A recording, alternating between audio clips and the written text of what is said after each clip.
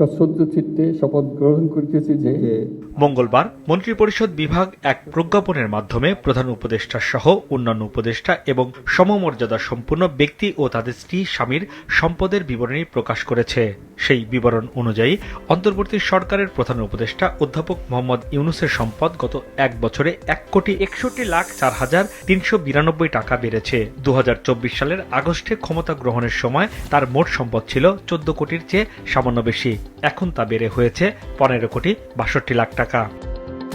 প্রকাশিত তথ্যে দেখা যায় অর্থ উপদেষ্টা ডক্টর সালেউদ্দিন আহমেদের সম্পদ এক বছরে ৬ লাখ টাকার মতো বেড়ে ৭,১৬,০০,০০০ টাকা হয়েছে। তবে এই সময়ে তার স্ত্রীর সম্পদ বেড়েছে প্রায় ৫৮ লাখ টাকা।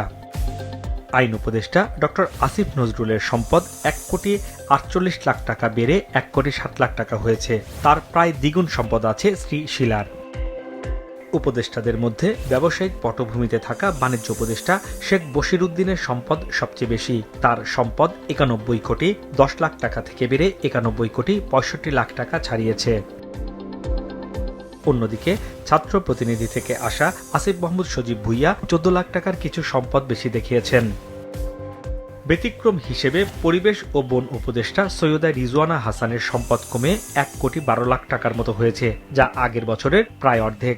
অর্থাৎ এই এক বছরে তার সম্পদ কমেছে, আর তার স্বামীর সম্পদ রয়েছে প্রায় আগের বছরের মতোই। জাতীয় নিরাপত্তা উপদেষ্টা ডক্টর খলিলুর রহমান তার ও তার স্ত্রীর সম্পদের হিসাব একত্রে দাখিল করেছেন, যার পরিমাণ ২,৬১,০০,০০০ টাকা। ক্ষমতা গ্রহণের পর জাতির উদ্দেশ্যে দেওয়া প্রথম ভাষণে প্রধান উপদেষ্টা ডক্টর মোহাম্মদ ইউনূস বলেছিলেন, সরকারে থাকা উপদেষ্টাদের দ্রুততম সময়ের মধ্যে সম্পদের বিবরণী প্রকাশ করা হবে। সেই ঘোষণার প্রায় ১.৫ বছর পর জাতীয় নির্বাচনের মাত্র দুদিন আগে উপদেষ্টাদের সম্পদের হিসেব দেয়া হলো। হাসনাইন তানভীর, মাছরাঙা সংবাদ, ঢাকা।